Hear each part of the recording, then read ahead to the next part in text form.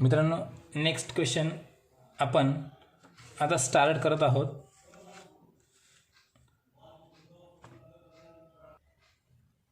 तो आहे आपला क्वेश्चन नंबर 14. 14 नंबरचा क्वेश्चन आहे. आता आपण बघा, मागच्या 2 व्हिडिओमध्ये तुम्ही जर पूर्ण व्हिडिओ क्लिअर केले असतील तुमच्या लक्षात आहे, opening stock of work in progress, closing stock of work in progress हे आपण व्हिडिओ नंबर 12 मध्ये बघितलं होतं. 13 नंबरमधल्या क्वेश्चनमध्ये 13 नंबरच्या क्वेश्चनला आपण बघितलं होतं opening stock of finish goods, closing stock of finish goods. येतं लक्षात? म्हणजे 3 प्रकारचे ओपनिंग स्टॉक आणि 3 प्रकारचे क्लोजिंग स्टॉक असतात. कोणते कोणते? रॉ मटेरियलचा opening closing stock, work in प्रोग्रेसचा ओपनिंग क्लोजिंग स्टॉक आणि फिनिश गुड्सचा ओपनिंग क्लोजिंग स्टॉक. 3 प्रकारचे क्लोजिंग स्टॉक आणि ओपनिंग स्टॉक असतात. त्यापैकी जो रॉ मटेरियलचा ओपनिंग क्लोजिंग स्टॉक आहे आपण तो सुरुवातीपासून बघत आहेत, कारण त्याशिवाय बिझनेसमध्ये आपण कोणतं वस्तूचं उत्पादन करू शकत नाहीत. नंतर राहिला विषय वर्क इन प्रोग्रेस, तो आपण माझ्या माहितीप्रमाणे 12 नंबरच्या क्वेश्चनला घेतलेला आहे. 13 नंबरमध्ये फिनिश गुड्सचा घेतलेला आहे. आता 14 नंबरमध्ये आपण तिघं पण एकत्र घेणार आहोत. लहानसा क्वेश्चन आहे, फक्त वर्क इन प्रोग्रेस आणि फिनिश गुड्स हे तुम्हाला समजण्यासाठी हा आपण क्वेश्चन घेत आहोत. लहानसा क्वेश्चन आहे, बिलकुल लक्ष द्या. बघा आता, from the following prepare statement of cost raw material purchase. Raw material आपण खरेदी केलेलं आहे, डायरेक्ट मटेरियलमध्ये आपण घेतो. स्टॉक ऑन 1/1/2014, 1/1/2014 म्हणजे ही डेट ओपनिंगची डेट आहे. डायरेक्ट मटेरियलमध्ये आपण ओपनिंग स्टॉकमध्ये घेतो. बरोबर आहे? ह्या पेजवर इतकेच बॅलन्स दिलेत. पुढच्या पेजवर बघू काय म्हटलं आहे.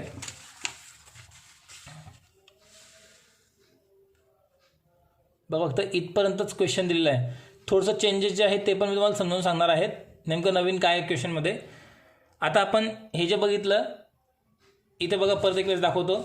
हे जे बॅलन्सेस आता आपण बघितले, हा स्टॉक ऑन 1/1/2014चा बॅलन्स आहे. त्यात हा रॉ मटेरियलचा बॅलन्स आहे, म्हणजे हा ओपनिंगचा बॅलन्स झाला रॉ मटेरियलचा. आणि पुढच्या पेजवर बघ तुम्हाला वर्क इन प्रोग्रेसचा बॅलन्स दिलेला आहे, म्हणजे हा पण जो बॅलन्स आहे ना, हा पण तोच आहे, त्याच तारखेचा आहे. 1/1/2014चा बॅलन्स आहे. ते पुढच्या पेजवर आल्यामुळे इकडे तारीख नाही आली, मागच्या पेजवर तारीख आहे. वर्क इन प्रोग्रेस हा फॅक्टरीमध्ये आपण ॲड करतो ओपनिंगचा म्हणून ॲड होईल. फिनिश गुड्स पण ॲड होईल, पण कशामध्ये ॲड होईल? तो ऑफिसमध्ये. संपलं. Stock on 31/1/2014. आता 31/1/14 म्हणजे ही कोणती डेट झाली? Closing date. आता ही क्लोजिंगची डेट आहे. क्लोजिंगची डेट रॉ मटेरियलचा ओपनिंग स्टॉक आहे. कुठे घेतो आपण? डायरेक्ट मटेरियलमध्ये लेस करतो. क्लोजिंग स्टॉक कोणता पण सुद्धा लेस करणार. वर्क इन प्रोग्रेस पण लेस होईल, पण कुठे लेस होईल? फॅक्टरीमध्ये लेस होईल. फिनिश गुड्स पण लेस होईल, पण कुठे लेस होईल? ऑफिसमध्ये लेस होईल. संपलं. म्हणजे ओपनिंग स्टॉक ॲड होतात, क्लोजिंग स्टॉक लेस होतात. त्यापैकी रॉ मटेरियलचा स्टॉक डायरेक्ट मटेरियलमध्ये घ्यायचा, वर्क इन प्रोग्रेसचा माल फॅक्टरीमध्ये घ्यायचा आणि फिनिश गुड्सचा ऑफिसमध्ये घ्यायचा. त्यानंतर डायरेक्ट वेजेस हे मटेरियल कन्झ्युममध्ये आपण घेतो. त्यानंतर ओव्हरहेड्स तुम्हाला दिले बघा, फॅक्टरीचे ओव्हरहेड्स म्हणजे आपण आत्तापर्यंत काय करायचो बघा, तुम्हाला मागचा आन्सर दाखवतो मी एका मिनिटासाठी. हे बघा, फॅक्टरीचे ओव्हरहेड्स आपण असे इनर कॉलममध्ये लिहितो आणि ही टोटल अशी बाहेर येते. बरोबर आहे? मग तुम्हाला हे वेगळे वेगळे बॅलन्स नव्हतं, ही टोटल डायरेक्ट तुम्हाला देऊन टाकलेली आहे. फॅक्टरीची पण, इथली ऑफिसची पण आणि सेलिंगची पण तुम्हाला सर्व टोटल ऑलरेडी देऊन टाकलेले आहेत. डायरेक्टली टोटल देऊन टाकले म्हणजे वेगळे वेगळे बॅलन्सेस दिलेले नाही आहेत. मग फॅक्टरीची टोटल आपण फॅक्टरीमध्ये, सोपा क्वेश्चन एकदम. मग आपल्याला फॅक्टरी ओव्हरहेड्स आपण जिथे नाव टाकतो बघा, ॲड फॅक्टरी ओव्हरहेड्स, तिथे डायरेक्ट ही अमाऊंट लिहून घ्यायची आपल्याला 80,000. ऑफिस अँड ॲडमिनिस्ट्रेशन ओव्हरहेड्स नाव टाकतो, तिथे डायरेक्ट ही अमाऊंट येऊन जाईल. सेलिंग अँड डिस्ट्रीब्युशन ओव्हरहेड्स लिहितो, तिथे डायरेक्ट ही अमाऊंट येऊन जाईल. आणि शेवटी आपण प्रॉफिट झाला की लॉस झाला हे आपण शोधून काढतो. कशावरून? टोटल कॉस्ट आपण काढतो. सेल्सची अमाऊंट दिलेली असते, तर टोटल कॉस्ट आणि सेल्स याच्यामध्ये कम्पेअर करून आपण प्रॉफिट आहे की लॉस आहे हे शोधून काढतो. पण तुम्हाला ह्या क्वेश्चनला प्रॉफिट किती आहे तो देऊन टाकलेला आहे. 1,25,000 प्रॉफिट आपल्याला घ्यायचा आहे. आणि प्रॉफिट नेहमी आपण आपल्या किमतीमध्ये काय करणार? ॲड. म्हणजे एखादी वस्तू बनवायला 2 लाख रुपये जर लागले आणि त्या वस्तूमध्ये 1,25,000 प्रॉफिट घ्यायचा म्हटलं तर 2,00,000मध्ये 1,25,000 ॲड करून 3,25,000मध्ये आपण तो माल विकायचा असतो. मग तुम्हाला सेल्सची अमाऊंट इथे शोधावी लागेल. आत्तापर्यंत तुम्हाला प्रॉफिट शोधावा लागत होता, सेल्सची अमाऊंट दिलेली असायची, प्रॉफिट शोधायचो. आता प्रॉफिट दिलाय, सेल्सची अमाऊंट तुम्हाला शोधावी लागेल. ठीक आहे. मग आता आपण आन्सर सॉल्व्ह करू. एकदम सोपा क्वेश्चन आहे, आन्सर आपण सॉल्व्ह करू. ठीक आहे.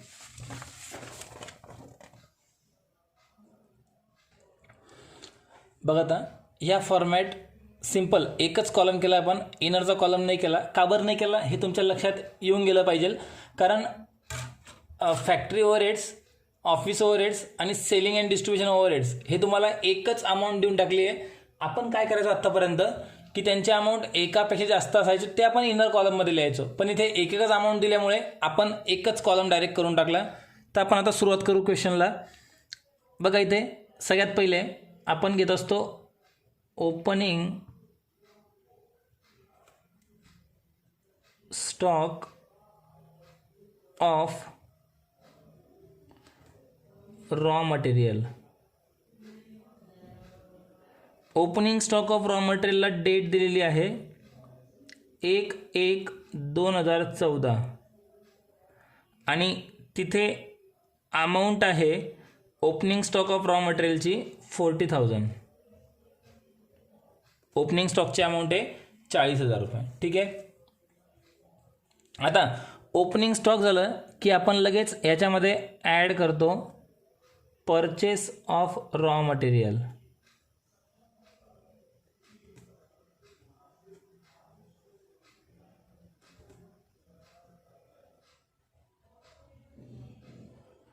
परचेस ऑफ रॉ मटेरियल याची अमाऊंट आहे 5,00,000 रुपये. इथं घेतले. परचेस ॲड केल्यानंतर परचेससाठी लागणारे खर्च आपण ॲड करतो, पण ह्या उदाहरणामध्ये काही दिलेले नाहीत. मग यांची टोटल आपण करून टाकू. याची टोटल झाली 5,40,000 रुपये. याला नाव काहीच देण्याची गरज नाही. यातनं लगेच रॉ मटेरियलचा क्लोजिंग स्टॉक आपण लेस करतो. नाव देऊ लेस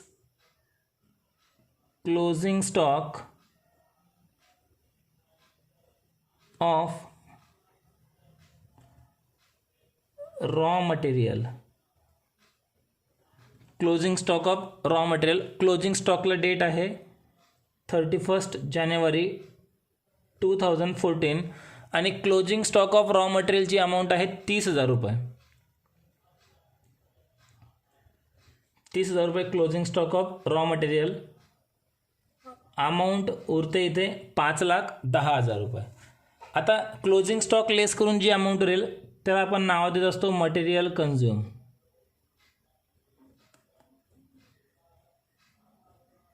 मटेरियल कन्झ्युम. आता मटेरियल कन्झ्युममध्ये काही अमाऊंट ॲड करण्यासारखी आहे का बघू आपण. आहे एक डायरेक्ट वेजेस दिलेला आहे आपल्याला 2,50,000. मग इथे मटेरियल कन्झ्युममध्ये आपण ते ॲड करू. नाव देऊ डायरेक्ट वेजेस. डायरेक्ट वेजेसची अमाऊंट आहे 2,50,000 रुपये. 2,50,000 रुपये ॲड केले. टोटल झाली 7,60,000 रुपये. याला आपण नाव देऊ प्राईम कॉस्ट. ही आपली पद्धत आहे. इथपर्यंत आपण क्वेश्चन सॉल्व करतो आणि प्राईम कॉस्टची अमाऊंट बाहेर घेऊन ती खाली पुन्हा घेतो. पण इथे आपण एकच अमाऊंटचा कॉलम ओपन केलेला आहे. हे तुम्ही अगोदर पूर्ण लक्षात व्यवस्थित घेऊन घ्या, कारण फॅक्टरीचे, ऑफिसचे किंवा सेलिंगचे वेगळे वेगळे खर्च आपल्याला दिलेले नाहीत, एक सोबत अमाऊंट देऊन टाकलेले आहेत, म्हणून आपण एकच कॉलम केला. आता लक्षात येईल बघा तुम्हाला एकच कॉलम कव्हर झालेला आहे.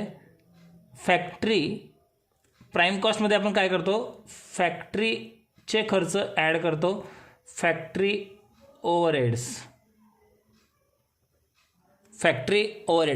फॅक्टरी ओव्हरहेड्सची अमाऊंट आहे 80,000 रुपये. फॅक्टरी ओव्हरहेड्सची अमाऊंट आहे 80,000 रुपये. ॲड केले तर टोटल होऊन गेली 8,40,000 रुपये.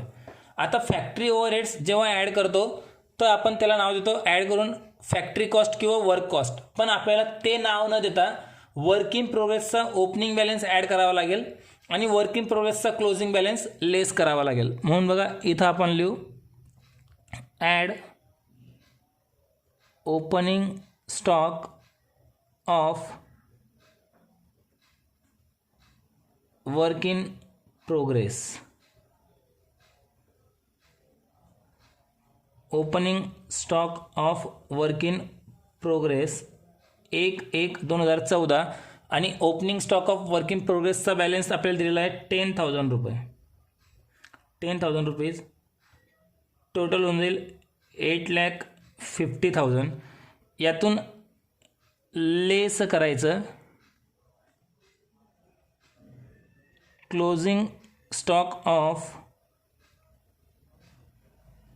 Work in progress, closing stock of work in progress. Closing stock of work in प्रोग्रेसची अमाऊंट आहे 20,000 रुपये. ते 20 इथून लेस करायचे, हे ॲड केले, इथे लेस केले, बॅलन्स उरला 8,30,000 रुपये. मग याला आपण नाव द्यायचं आपण फॅक्टरी कॉस्ट. मग याला आपण नाव द्यायचं फॅक्टरी कॉस्ट. फॅक्टरी कॉस्टपर्यंत आपण पोहोचून गेलो. आता फॅक्टरी कॉस्टमध्ये आपण कोणते खर्च ॲड करतो? ऑफिसचे. मग इथं नाव देऊ आपण ॲड ऑफिस अँड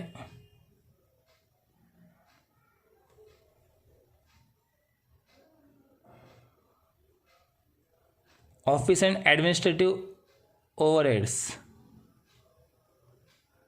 ऑफिसचा खर्च दिलेला आहे बघा उदाहरणामध्ये एकूण तुम्हाला 25,000 रुपये. ऑफिसचा खर्च 25,000 रुपये. टोटल अमाऊंट होऊन गेली 8,55,000. आपण याला नाव देतो कॉस्ट ऑफ प्रोडक्शन. पण आता कॉस्ट ऑफ प्रोडक्शन अजून न देता याच्यामध्ये फिनिश गुड्सचा ओपनिंग स्टॉक ॲड करायचा आणि फिनिश गुड्सचा क्लोजिंग स्टॉक लेस करायचा. मग इथं घेऊ बघा आपण सुरुवातीपासून add opening stock of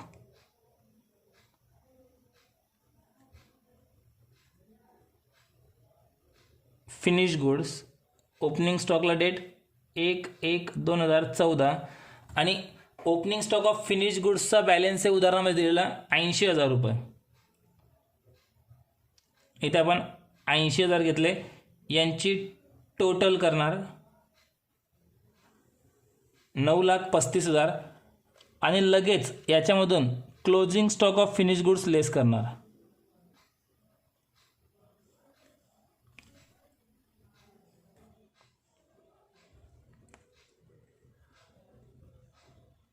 closing stock of finish goods 31/1/2014. तो फिनिश गुड्स आहे क्लोजिंगचा 70,000 रुपये. 9,35,000मधून 70,000 गेले तर बॅलन्स उरला 8,65,000 रुपये. हे झालं आता कॉस्ट ऑफ प्रोडक्शन. इथपर्यंत आपण आलो कॉस्ट ऑफ प्रोडक्शनपर्यंत. कॉस्ट ऑफ प्रोडक्शन झाल्यानंतर याच्यामध्ये आपण ॲड करतो सेलिंगचे खर्च.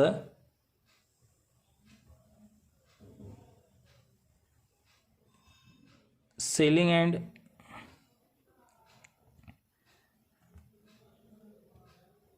Distribution overheads. तो दिला आहे बघा तुम्हाला शेवटून 2 नंबरवर 10,000 रुपीज, 10,000 रुपये. सेलिंग अँड डिस्ट्रीब्युशनचा खर्च टोटल झाले 8,75,000 आणि आपण याला नाव द्यायचं टोटल कॉस्ट. याला आपण नाव दिली टोटल कॉस्ट. आता तुम्हाला सेल्सची अमाऊंट जर दिली असेल तर आपण काय करत असतो, सेल्समधून टोटल कॉस्ट लेस करतो आणि प्रॉफिट काढतो.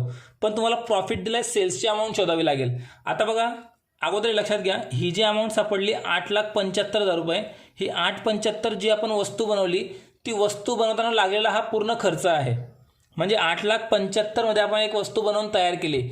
मग आता मला सांगा, वस्तू विकताना प्रॉफिट त्यामध्ये आपण ॲड करणार की लेस करणार? आपण आपला प्रॉफिट त्याच्यामध्ये काय करणार, ॲड करणार. मग आपण आता त्यांनी प्रॉफिट तुम्हाला देऊन टाकलेला आहे. प्रॉफिट दिला किती आपल्याला, 1,25,000 रुपये आपला प्रॉफिट.